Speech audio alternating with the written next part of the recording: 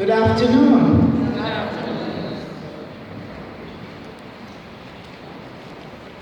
This morning is a sad morning, but it's also celebration of a life that has brought tremendous joy to all of us.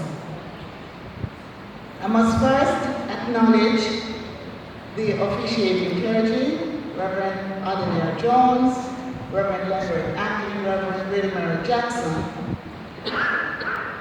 and of course I must thank the organist, Mr. Lawrence Wright. I also would like to acknowledge my colleague Member of Parliament, Anthony Hilton. And I know that Omar Davis, my other colleague Member of Parliament, would have been here this morning. I think it's me with a brain why he's not here.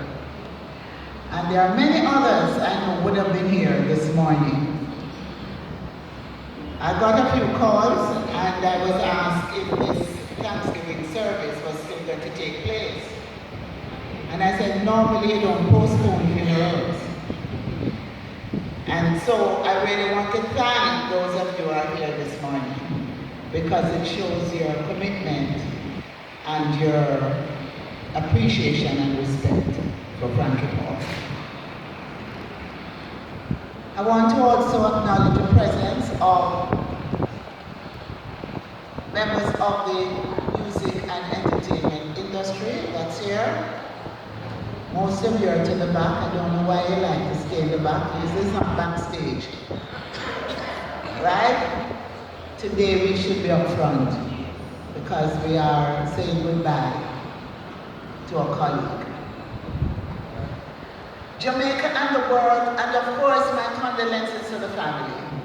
I know that it is a difficult time for you, but death is inevitable. Every one of us here this morning and this afternoon will one day go and join Frankie Paul. I'm hoping that we'll all be in the same place and in the right place. And so today, just remember that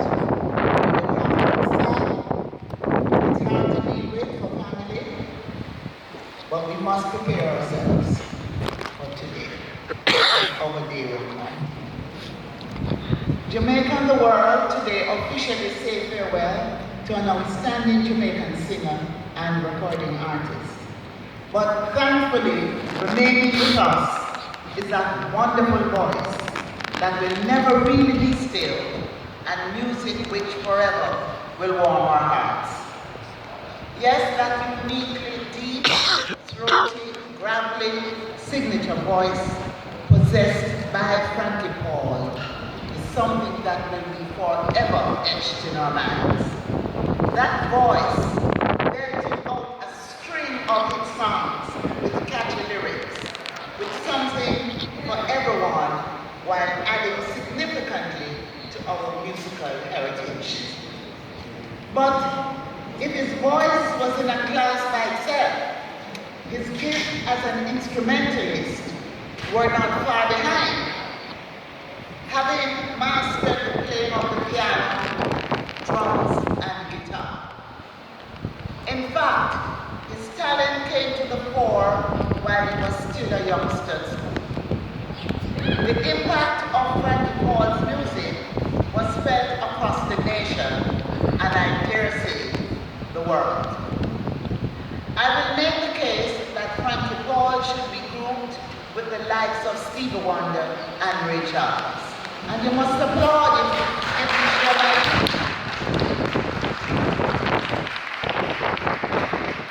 men without physical vision and visionary musicians. These artists were in a class by themselves. Indeed, we will recall that Stevie Wonder on one of his visits to Jamaica heard Frankie Paul and was so impressed that he encouraged Frankie to pursue a musical career. Like those two impairs, Frankie never allowed his impairment to impair his capacity to deliver great music. He never saw his visual impairment as a setback. It motivated him to use his talent, and he was blessed to produce music which stood up to the test at home and abroad. Songs such as African Princess, Wars in the Dance, and many others. Among albums like Hot Number, Tidal Wave, and Frankie Paul, the Greatest. Frankie also became a staple at all major local music festivals, including Sunsplash and Reggae Sumfest, and of course at festival and music events all over the world. So this great man, this prolific artist, after a relatively brief career, but one which spawned 30 record albums and a substantial list of his singers, is now gone from us in the flesh. But, family and friends, the voice and the music of Paul Blake, fondly called Frankie Paul, will forever ring in our hearts and the hearts of many others across the globe. We will miss him, but he has left a rich musical legacy which ensures that we will always remember him.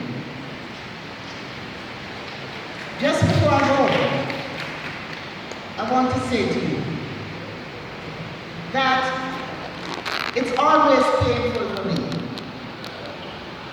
to speak at a Thanksgiving service, a farewell service, a celebration of the life of our artists, the lives of our musicians, our writers, our composers, our performance. It's always very painful.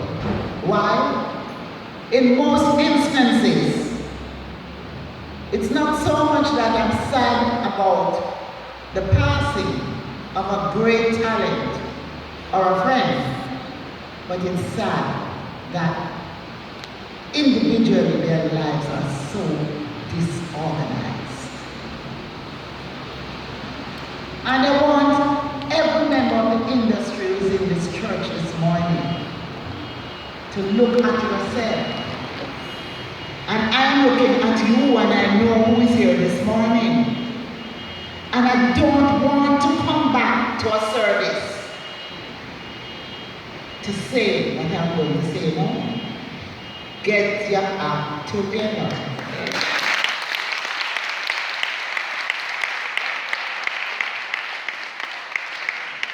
Your performance, your act, your life is not just only on stage when you're alive.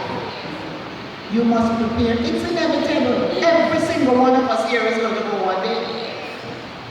So plan it. Plan what you're going to do. Don't think because you plan, you're hastening your departure. Because it's one person determining your departure date. Get your act together. It's unfair to your family. And I'm not going to be personal about it. It's unfair to me. Because I always have to step in. And what happened to the day when I am not around to step in? So I'm asking family to help the talent in your family. Help that individual, help that artist to get his act together. Or her act together. Don't pressure him or her to say, I want her money, I want her money, or I want you to do this for me and that to me. Pressure them to say, no, organize yourself. Don't leave the problem to us when you go. It is very important. And I'm not saying it is easy, I'm not saying life is easy. When an artist gets work, you may make a lot of money one time, but you may make a lot of money only so often. You don't have every month a paycheck. And so you have to plan You have to plan when you earn. You put something aside, you get into an insurance policy, so when you die, your insurance can take care of it. You are so proud on stage, and we're so proud of you. We don't want to look like we're beggars at the end.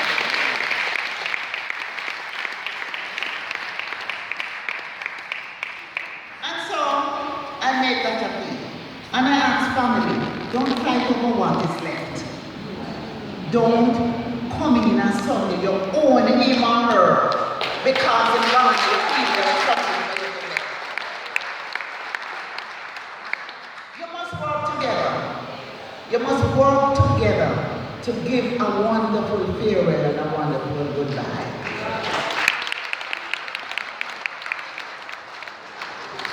So, I think I preach enough.